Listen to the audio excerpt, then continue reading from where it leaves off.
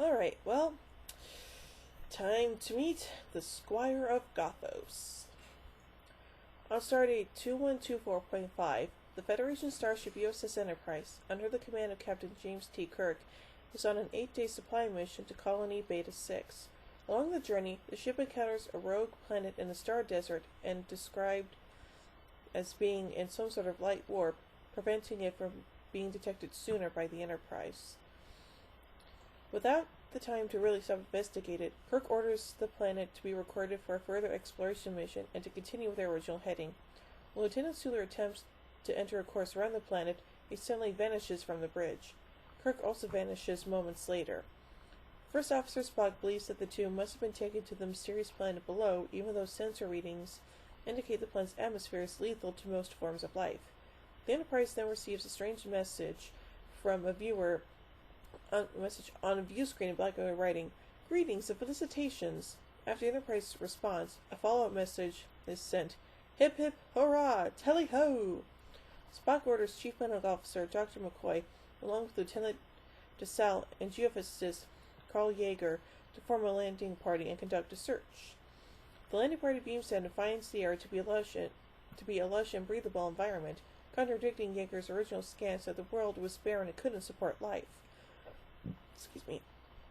They also come across what appears to be a medieval castle constructed in the middle of nowhere. They find Captain Kirk and Lieutenant Sulu immobilized, just before discovering a brash and impetuous being who identifies himself as General Trelane, retired, who soon returns Kirk and Sulu back to normal. McCoy's medical tricorder does not get any readings from Trelane, and according to the scanner, nothing is there. Trelane invites everyone to stay as guests on his world he calls Gothos, and discuss his favorite subject, the military history of Earth. Ooh, I bet my dad would have a field day with this guy. Spock, meanwhile, manages to locate the landing party in a minute zone of breathable atmosphere, and moves everyone, except Trelane, back to the ship by locking onto every detectable life form in the area. Unwilling to let his guests leave, Trelane makes an appearance on the Enterprise's bridge.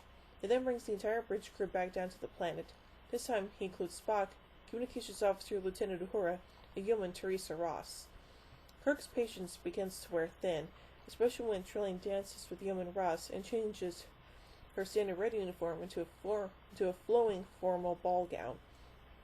Kirk and Spock both notice that their host never strays far from a particular wall mirror, and surmise that the mirror may be the source of his powers.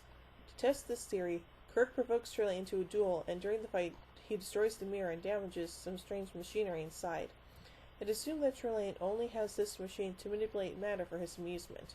The bridge crew manages to beam back to the Enterprise, but, as the ship warps away, the planet Gothos keeps appearing in its path. Kirk finally orders the Enterprise into orbit and decides to beam down. As he enters the turbolift, he suddenly finds himself in a witness stand in a courtroom back on Gothos, where the angry Trelane confronts him dressed in a white wig and robes reminiscent of an English circuit judge. Trelane tells Kirk he must face a trial for treason, conspiracy, and fomenting insurrection. Silencing Kirk's protests, Trelane condemns Kirk to death by hanging. However, Kirk, to solve the execution, plays off Trelane's childish whims by presenting him with a better idea. In order to have his ship released, Kirk offers himself as the prey for a royal hunt. Trelane gleefully accepts, and the hunt begins. Just as Trelane is about to kill Kirk, two energy beings appear and put a stop to his fun.